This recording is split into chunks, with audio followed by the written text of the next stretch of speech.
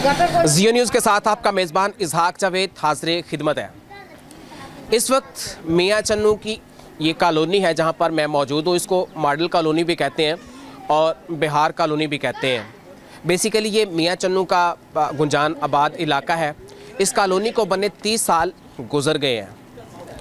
इन 30 सालों के दौरान यहाँ पर किसी किस्म की कोई सहूलत यहाँ के इलाका मकीनों को नहीं दी गई।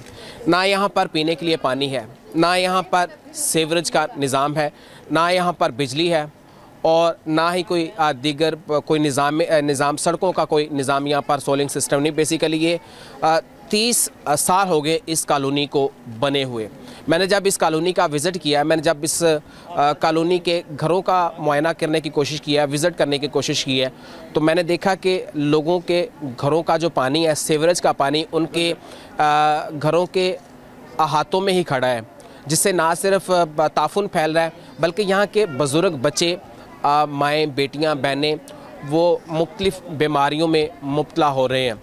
इनका कहना है कि इन्होंने कई बार हुकूमत से फ़रियाद की है, कई बार इन्होंने अफसरान से अपील की है कि वो इनके मसाइल जो हैं वो हल करें, इनके मसाइल जो हैं उनको हल करवाएं, इनकी शिकायत का अजाला करवाएं और इनको जो बुनियादी सहूलियात हैं वो मुहैया करें। देखिए, ये पाकिस्तान है और यहाँ पर जीने के लिए, बल्कि पूरी दुनिया में एक इंसान जो है उसका ज़िंदा रहने के लिए ये तमाम तर जो सहूलियात हैं, ये बुनियादी सहूलियात हैं, इन सहूलियात के बग़ैर जो ज़िंदगी है ये एक जंगली ज़िंदगी लगती है, एक बेबसी की ज़िंदगी लगती है और ऐसा लगता है कि शायद वो किसी जंगल में अपनी ज़िंदगी बसर कर रहा है। ऐसा महसूस होता है कि जब आपके पास बुनियादी ज़रूरियात नहीं होती, जब आपके पास बुनियादी सहूलियात नहीं होती। यहाँ पर इलाका मकीन जो है वो सख्त परेशान है, सरापा एहतजाज हैं और एहतजाज करते दिखाई दे रहे हैं और सुनवाई इनकी हुई नहीं है। तो इनसे बात करने की कोशिश करते हैं, इनके मसाइल जानने की कोशिश करते हैं। ना इनके पास पानी, ना बिजली, ना गैस और ना ही सीवरेज का निज़ाम। तो ये अपनी ज़िंदगी बसर कैसे करते हैं आखिर इन ज़रूरियात के बगैर, ये जानने के लिए मेरे साथ इलाका मकीन मौजूद है। अस्सलाम वालेकुम जी। वालेकुम सलाम जी। क्या नाम है जी आपका? मोहम्मद साबिर। साबिर साहब, आप बताएं कि किस तरह के मसाइल हैं और कितने अरसा से हैं और अब तक ये हल क्यों नहीं हो सके? सर, हमारे आए हमें तकरीबन 30 साल हो गए इस आबादी को बैठे हुए। हमें 30 साल के अंदर में तकरीबन अब तक जो मसाइल हमारा है, हमने सरकारी अदालत से लेकर हुकूमत पाकिस्तान तक इस तरह भी हमने अखबारों में भी दी है, उसके बावजूद भी हमारे मसाइल को हल नहीं किया गया।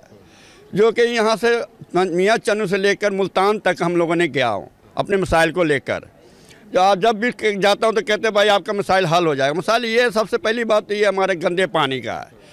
हर घर के अंदर पानी इस कदर खड़ी है जो कि बीमारी से वजह से या खाने पीना, मक्खी वहाँ जाके बैठती है तो समझो मक्खी भी आके खाने में बैठेगी, वो बीमारी फैलेगी, लोगों को फैल रही है, जिसकी वजह तंगी है। बच्चे भी बीमार हो रहे हैं, बड़े भी बीमार हो रहे हैं। तीसरी नंबर में बात ये है जो गैस का मसला है, जो हमारे गैस नहीं है, बिल्कुल नहीं है।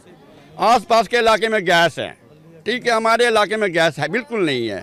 चौथे नंबर में बात ये सड़क का मसला। सड़क हमारे गलियों की, मोहल्ले की, हर तरफ की यही हाल है। जब बारिश आ जाता है तो यकीन करो कि महीना महीना हो जाता है, यहाँ से पानी सूखता, ज़मीन पानी पी जाता है, मगर बल्दिया वाले आके पानी नहीं खींचते हैं। ये सूरत हाल है हमारे। आप बताएं, ये हम इंसान नहीं हैं? यदि हम इंसान नहीं हैं तो हमें अब कह दें आप इंसान नहीं हैं। जबकि हमने अपील कितनी दफ़ा हमने बल्दिया दफ्तर भी गया, भाई हमारे मसाइल को हल करें आप। हमारे ये मसाइल है, चल बारिश आ जाता है उस वक्त पानी को आप निकाल ले, उस वक्त भी वो पानी नहीं निकालने आते, कहते हैं पैसे दो। हमने पैसे देता हूँ तो बल्दिया वाले आते हैं पानी निकालने के लिए। आपको मैं सही बता रहा हूँ, मैं पैसे के सिवा नहीं आते वो। अच्छा, चौथी नंबर ये है नौकरी का मसला है।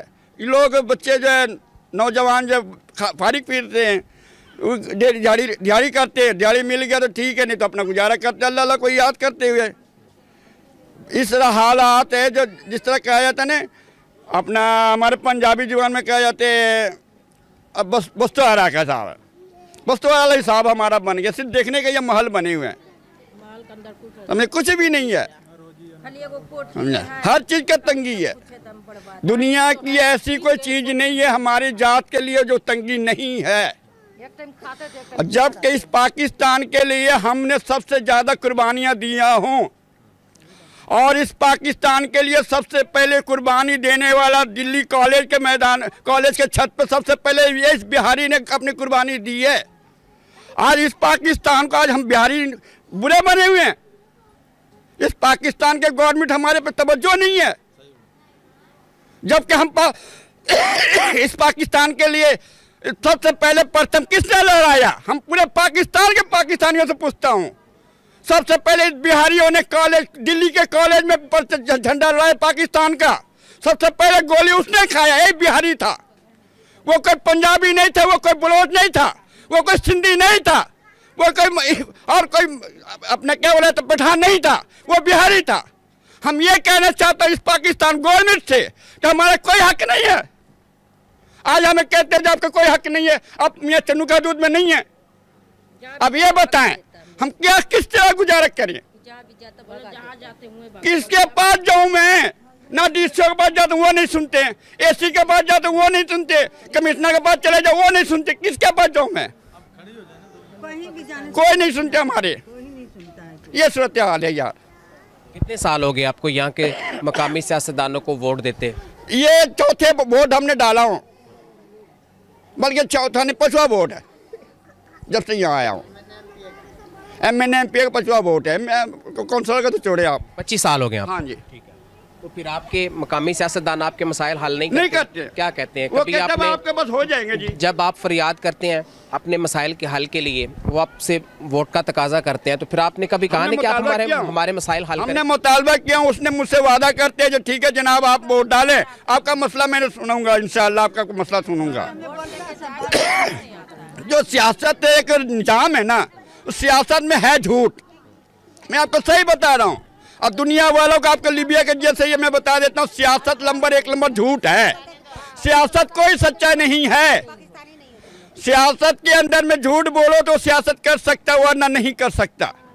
हक के लिए कोई भी सियासत नहीं करता। चलिए, आपको मियां चन्नू की तमाम जो सियासी रहनुमा हैं, मकामी नुमाइंदे हैं, वो सारे सुन रहे हैं। आपको DCO साहब भी देख रहे हैं, आपको AC साहब भी देख रहे हैं, आपको हुकूमत वक्त भी देख रही है। तो आप अब क्या मुतालबा करना? हमारा मुतालबा यही है भाईजान, हमारा गंदे पानी का मसला, गटर का मसला, दूसरा मसला हमारा सुई गैस का मसला, तीसरा मसला हमारे बच्चों का नौकरियों का मसला, ठीक है। चौथा मसला हमारा जो घर में बिजली नहीं है, मीटर नहीं है, उस घर के मीटर का मसला, ठीक है। जबकि वो आपदा कहते हैं, अब देखिए जब मीटर हर घर पे लगा हुआ था, वो आपदा आप कहते हैं, जब मीटर के जब मसाइल के बाद जाते हैं तो आप कहते हैं कि आपका मीटर नहीं लग सकता। क्यों नहीं लग सकता भाई? जब ये कॉलोनी बना था उस वक्त मीटर लगा हुआ था। आप काट के जब आप लेगो मीटर वापस करें मुझे, आप क्यों नहीं करते? आप जबकि हम पैसे देने के बावजूद आप उनके पीछे दौड़ता हूँ मैं, तो फिर भी मीटर नहीं लगता। माँ जी, आप बताएं, बगैर सहूलियात के कैसी ज़िंदगी बसर कर रहे हैं आप यहाँ पर, और बच्चों का गुजारा कैसे करते हैं आप? बस हम लोग का ज़िंदगी तो ऐसी ही हो रहा है भाई। हम लोग क्या करेंगे? पानी खाती, हम लोग का बिजली खाती, हम लोग का गटर खाती, गैस खाती, सब हम लोग का मुसीबत है। हम लोग क्या करेंगे? गरीब बच्चा लेकर के, बस कोई बच्चा बीमार पड़ जा रहे हैं अस्पताल, तो वहाँ से बोला जाओ जाओ हो गया, और यहाँ आके देखने को मर जा रहा है सब बच्चा। बस हम लोग को यही सलूकत देना चाहिए, और क्या चाहना चाहिए आपको? आप क्या कहना चाहेंगे? हम भी यही कहना चाहते हैं। हम लोग बेवा औरत है, हम लोग बाहर जाते हैं काम करने तो काम भी नहीं होता हम लोग से। हम लोग को कोई मुस्तकबिल बना दे। हम लोग इतना साल से आए हुए हैं, बच्चे छोटे छोटे थे हमारे, अभी बड़े हो गए हैं, मगर नौकरी नहीं। हमारे बच्चे रेहड़ी पर चलाते हैं, रेहड़ी पर जाकर टिकिया, बस में जाकर टिकिया बेचते हैं। हमारे बच्चे तो कोई नौकरी पक्का है ही नहीं। और एक दिन कमाएगा तो दूसरा दिन खाता है, दूसरा दिन नहीं कमाता तो तीसरा दिन भूखा मरता बच्चे हमारे। बेवा और बच्चे। आप बताएं कि आप यहाँ पर जो बिजली इस्तेमाल कर रहे हैं, ये कहाँ से आ रही है आपके पास बिजली, और इसके नर्ख क्या है? जो चंद मीटर लगे हुए हैं, जिनकी वजह से उनके घर में से जो मीटर के जरिए बिल दिया जा रहा है, बिल इस्तेमाल करते बिल दिया जाता है, ठीक है। और बाकी सारे मीटर के बगैर है। जो मीटर के बगैर है वो कहाँ से बिजली इस्तेमाल करते हैं? वो हम उनके साथ तावन करते, चल यार उनके घर पे बच्चे छोटे छोटे वो जो है ना बिल जो हम आदत कर लेते हैं, उसके बाद उसके घर में रोशनी चलती है बस। ठीक है फरीद, आप आए ज़रा, आप मुझे बताएं कि कैसी ज़िंदगी आपकी बसर हो रही है यहाँ पर? किसी किस्म की कोई सहूलत तो नज़र आ नहीं रही आपकी इस कॉलोनी में, तो कैसे ज़िंदगी बसर कर रहे हैं? कभी आपने अपने सियासी रहनुमाओं को कभी फरियाद नहीं की सहूलियात के लिए? आउज़ुबिल्लाहिमिनश्शैतानिर्रजीम, बिस्मिल्लाहिर्रहमानिर्रहीम। मैं आपसे ये बात कहना चाहता हूँ सर जी कि अब इलेक्शन का दौर है और इलेक्शन भी आ गया है। इंशाल्लाह MNA भी आएंगे, MPA भी आएंगे। वोट के लिए तो सभी आएगा क्योंकि वोट उनका भी हक है और हमारे लिए हमारा ये हक है उनके लिए कि हमें देखा जाए, हमारा सहूलत देखा जाए। हमारे पास सबसे पहले आपने वीडियो अभी बनाया है, आपके पास वीडियो मौजूद है। मैं यही कहना चाहता हूँ कि हमारा सबसे बड़ा मसला जो इस वक्त वो हमारा पानी का मसला है, जो गंदा पानी का मसला ना, घरों के अंदर पानी खड़ा है। हमारा किसी से कोई नहीं, हमारा एक ही मुतालबा, हमारा पानी का कोई जरिया निकाल दिया जाए ताकि कोई नाली जैसा कोई छोटा मोटा पानी का निकासी निकलता रहे ना, तो हमारा घर का निज़ाम चलता रहेगा। हाँ, ये सब मजदूर हैं, दिहाड़ी करके तो सब गुजारा कर लेता अपने पास, गुजारा तो हर आदमी कर लेता है। लेकिन मसला ये है कि हमारा सब ये हमें बना के राफ्ता ट्रास ने दिया है, अल्लाह का लाख लाख शुक्र है। लेकिन मकसद ये है कि ये रोज़ रोज़ मकान नहीं बनता। तो आज बाथरूम बनाने के लिए 1.5 से 2 लाख रुपए चाहिए। हम गरीब आदमी, हमें सब कुछ बना के दिया गया है, लेकिन हमारा पानी नीयों के अंदर जा रहा है, बुनियाद के अंदर जा रहा है। तो हमारा यही मुतालबा है बड़े बड़े अफसर से, बड़े बड़े जितने वजीर बशीर जो भी हैं जो हमारे इलाके के, उनसे भी यही रिक्वेस्ट है कि हमारा एक छोटा सा निज़ाम पानी का निकाल दिया जाए ताकि हमारा ज़िंदगी थोड़ा आसानी से गुजरता रहे। माँ जी, आप कुछ कहना चाह रही हैं? बस अब बच्चा लोग को नौकरी भी नहीं है, हम लोग एक टाइम खाते एक टाइम भूखा रहते हैं। मजदूरी बेवा है, बाकी मजदूरी करके खाते हैं। हुकूमत भी हम लोग का कोई साथ नहीं है, सीधा बात है भाई। हम लोग बहुत मुश्किल से अपना बच्चा, मकान टूट कर गिर जाला गटर का पानी की वजह से। हम लोग को लाइन सही करे, हम लोग को मीटर लगाए और हम लोग को गुजारा करे। चलिए जी, हम भी बेवा हैं। देखो मेरा बच्चा छोटा छोटा है, कोई नौकरी नहीं है। अल्लाह आपके लिए आसानियाँ पैदा करे। और हम अपने चैनल के तवस्सुत से तमाम लोगों से गुजारिश करेंगे, अफसरान से गुजारिश करेंगे कि वो आपके मसाइल पर जो है वो खुसूसी तवज्जो दें। देखिए ये बिहार कॉलोनी है जहाँ से मैं ये प्रोग्राम इन ख़वातीन के साथ, इलाका मकीनों के साथ और यहाँ के मजबूर लोगों के साथ प्रोग्राम रिकॉर्ड कर रहा हूँ। देखिए, ज़िंदगी बसर करने के लिए जो बुनियादी ज़रूरियात हैं वो आपके पास पानी का होना बहुत ज़रूरी है, आपके पास बिजली का होना बहुत ज़रूरी है, आपके सीवरेज का निज़ाम जो है वो बेहतर होना चाहिए। अब ज़्यादा बहुत अच्छा नहीं होना चाहिए तो कम से कम गुजारा लायक ज़रूर होना चाहिए ताकि यहाँ के लोग गुजारा तो कर सकें। गैस का होना बहुत ज़रूरी है। 30 साल हो गए हैं जी इस कॉलोनी को तामीर हुए, इस कॉलोनी को बने, लेकिन इन 30 सालों के दौरान अभी तक इनको एक भी सहूलत मुयस्सर नहीं है। कसम पुरसी की ज़िंदगी बसर करने पर मजबूर है, बेबसी की ज़िंदगी बसर करते दिखाई दे रहे हैं। और आला अफसरान से, हुकूमत से और यहाँ के अवामी नुमाइंदों से ये फरियाद करते दिखाई दे रहे हैं कि वो इनके मसाइल पर काम करें। देखिए, इनके घरों में जो गंदा पानी खड़ा है वो नाकाबिले दीद है, वो देखा ही नहीं जाता कि ये किस तरह की ये ज़िंदगी बसर कर रहे हैं।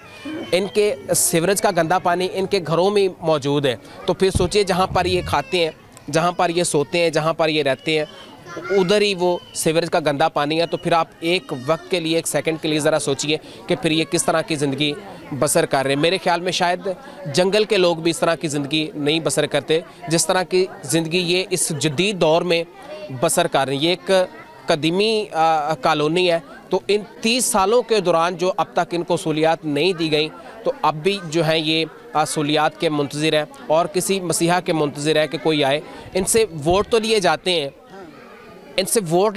हैं, इनके मसाइल हल करने के नाम पर, लेकिन इनके मसाइल हल नहीं होता है। 30 साल गुजर गए हैं और आपने इनकी ज़ुबानी सुना है कि 5वां इलेक्शन है जब ये यहाँ से ये वोट देंगे, इलेक्शन करीब है, तो अब भी इनके पास जो है वो अवामी नुमाइंदे आएंगे और इनसे वोट के लिए फरियाद करेंगे। तो मैं अपने इस प्रोग्राम के तवस्सुत से मैं मियाँ चंद इंतज़ामिया को कहना चाहूँगा ज़िले इंतज़ामिया को कहना चाहूँगा, हुकूमत वक्त से ये गुजारिश करना चाहूँगा। इसके साथ साथ मैं यहाँ के मकामी अवामी नुमाइंदों से दरख्वास्त करना चाहूँगा कि ये भी इंसान है, ये भी पाकिस्तानी है। जो हुकूक दीगर पाकिस्तानी शहरियों को हासिल है वही हकूक़ इनको हासिल है। तो फिर अब इनको अगर बुनियादी हकूक़ से या इनकी बुनियादी सहूलियात से इनको महरूम रखा गया है तो उसकी वजह क्या है? ये इनका हक़ है, इनको ये हक़ इनका मिलना चाहिए। इनका वोट जो है वो कास्ट होता है, इनके वोट से आप जो है वो इक़्तिदार के ऐवानों में बैठते हैं, हुकूमत करते हैं और याशियाँ करते हैं आप, और आप इनके वोट की ताकत से आप जो है वो अपने कुर्सियों पर विराजमान होते हैं जहाँ से आप हुक्म देते हैं।